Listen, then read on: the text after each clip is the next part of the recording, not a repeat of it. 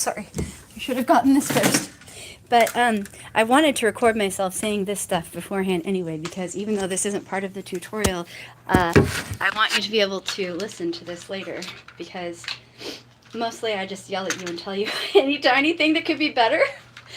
But, and that's so easy to do as a teacher, because that's all I really care about is like what went wrong. Because if it went right, I'm like, okay, sounds good, I won't talk about that. And that's a terrible way to teach someone anything, of course. Like,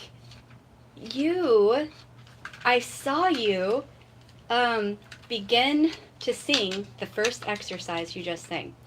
And the point of these breathing exercises is twofold in the way I'm teaching it to you.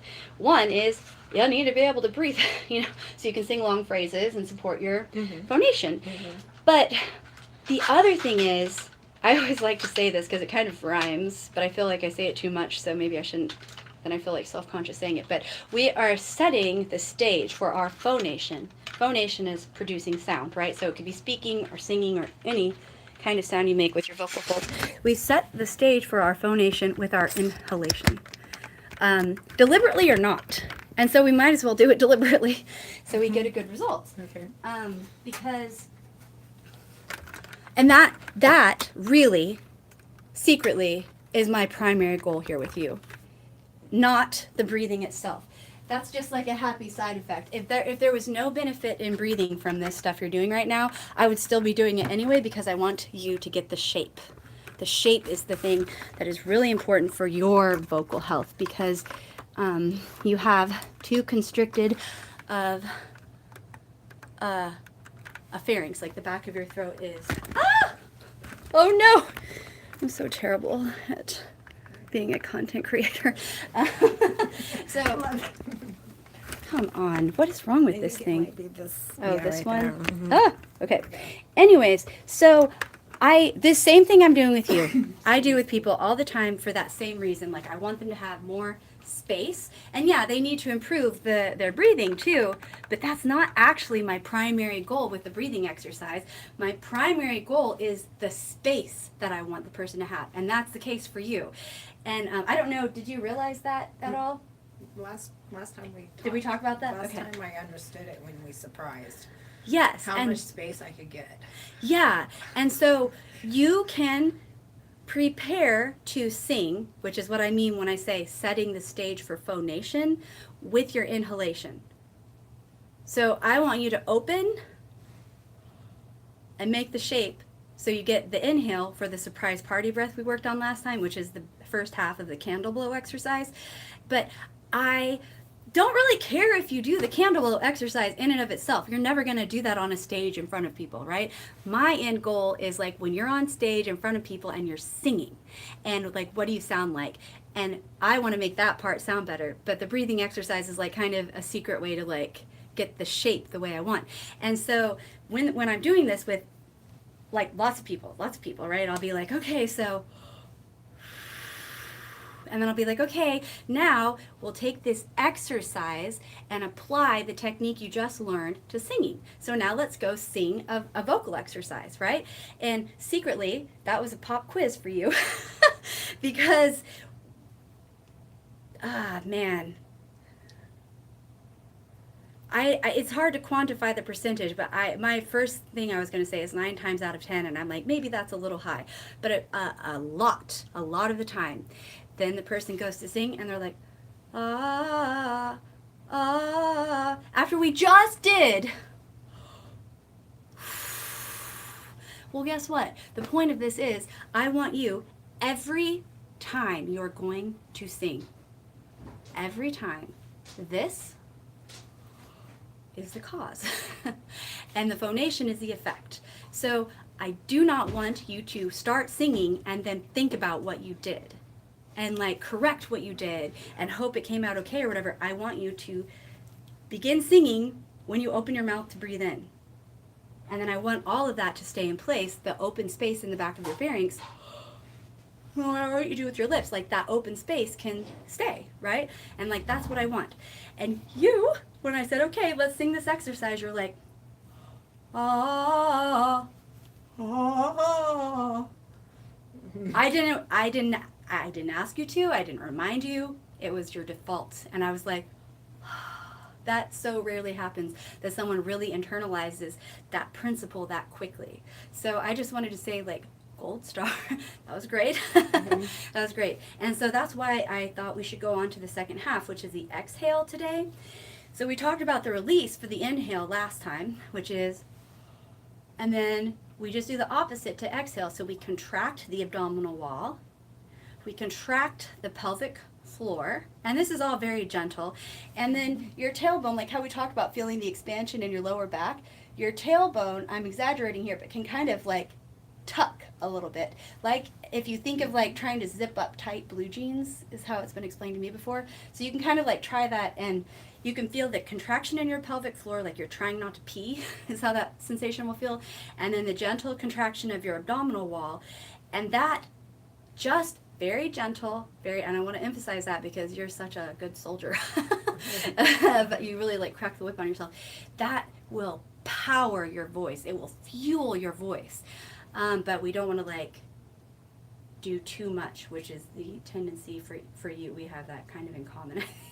So that's why I recognize like the things in your speaking voice that I'm like, oh no, because I do those same, we have some overlap. So let's try just a couple candle blows because I want to make sure you go home and you can do that really well. So we'll breathe in, release, release, release, let the ribs ascend. And that's the part where you blow out your birthday candles. You walk in and you feel so happy.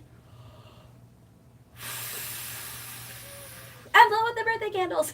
So try a couple more. So, okay, I'm closing my mouth, so I feel like I shouldn't be doing that. Oh, okay, so you just can think of bringing the corners of your lips together to make an ooh shape. But the back, the inside, all of that open space from front to back, and the throat opening, all of that can stay. Just try. I did this last night in the group class. So you can say the alphabet and start yawning partway through and then go back to not yawning. And you'll hear A, B, C, D, E, F, G, H, I, J. You can hear your voice changes when you lift your soft palate because you're yawning, right? You probably have done that not on purpose before. But you can do that a couple times when you're practicing on purpose. So you can feel the soft palate lift and all the space back there. Yes. And you can actually yawn. That stretched open feeling in the back, we want to stay. When you change the front of your vocal tract into the oo vowel, which is, the tiniest vowel shape we use in English. And so if we can master the expanded back when we have the small front for the candle blow exercise, you should be able to do it for anything you're singing, which is what we want. We want this big open space in the back to stay intact no matter what the articulators are doing to make different vowel and consonant sounds. Does that make sense? Yes. Yeah. Okay, so let's release to inhale. And release.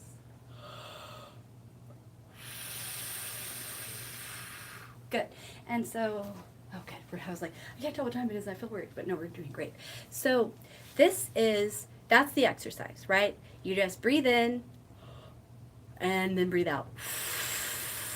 But there's like 500 things you have to think about. So here's one thing I want you to think about differently for the inhale. And this is like a harder thing to convey because I can't just say, make this shape with your mouth. You are doing the shape. I just told you are. Like, you're doing a great job with the shape. But it's the way you're getting there that is not the best. It's like the end result has a look. Here, do it one time. Like, go up really close and let's see. I think I know what you're talking about. I think I have a tight jaw right there, and it just doesn't go down very well. But and then do the exhale when you're ready. And then do another open. Oh, you sucked the air in, I think so. It's good. Just start over. Open. So you're being so careful and deliberate, which I really love, but it's not relaxed. I know. I can feel it's not relaxed. That's what I've been practicing. That's why the surprise does help, because it does help to relax it. I think it's going a little too far, though, because the feeling I have when I see you do it, it's like I have this feeling like I'm standing here with this thing, and here, breathe in, and you're like, if I do it wrong, she's gonna hit me. Like that's kind of what it feels like to me. Yeah. Like it feels like you're afraid or something almost. And so I just want to like keep doing the candle blow several times in a row, and I'm gonna talk, and I just want you to like think about the candle blow and think about the words I'm saying, and let's see what happens, if anything changes, okay? So I want you, when you release, to inhale, and just keep going while I'm talking, to think of, do you hear that? That's a sucking sound. Just think of dropping your jaw. Don't think of forcing your jaw, just let your jaw fall. And then let the inhale happen. Do you see how you're shaping your lips into a round shape for the inhale? We don't need to do that. We can just, it's no more of a particular vowel shape than a yawn, which is an ah vowel, but like you don't have to worry, you're not making a sound right now. So you don't have to worry if your lips are shaped a certain way. All we want is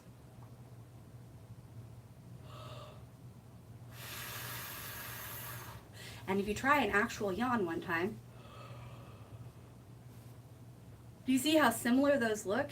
That's what I want, that feeling of like, so try a few of those. Just relax. Let the tongue stay pressed against the roots of the lower teeth though. Yawn. I didn't feel the air come down here though. Make the shape all the way from bottom to top, or top to bottom. Now, right there, I felt, yeah, see, I felt you clench your abdominal muscles. I want you to release your abdominal muscles as you're releasing your jaw. Let your jaw release. There. Did you feel that? Put your hand on your tummy. Okay, now do it again. Release. But do you see how forceful that was? It's like you are trying to prove to me that you're doing the right thing by jutting your belly out with the muscles. We do not need to engage your muscles for the inhale. We need to release. So if you're like pushing your tummy out with your muscles, that's not going to be helpful. In fact, it will be counterproductive. Okay. So let's memorize this sensation. Try to think of one adjective. Yes. But do the exhale too. So you can feel, engage the muscles, contract, contract, contract, release, contract, until you totally run out of air, and then you can let the air happen. There. So there's a tiny pause between the inhale and between the exhale and the inhale, right?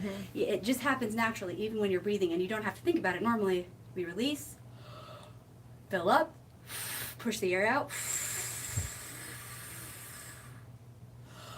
and then there's just like a tiny pause, and then the air springs back in because we make the shape. So try a few more.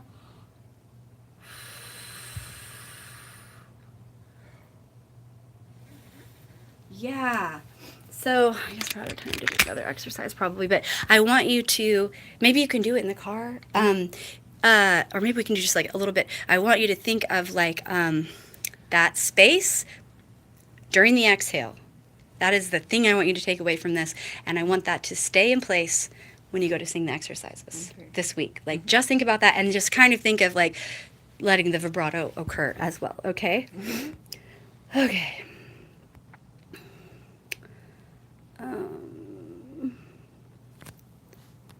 And I will, where's the X? There it is, okay. So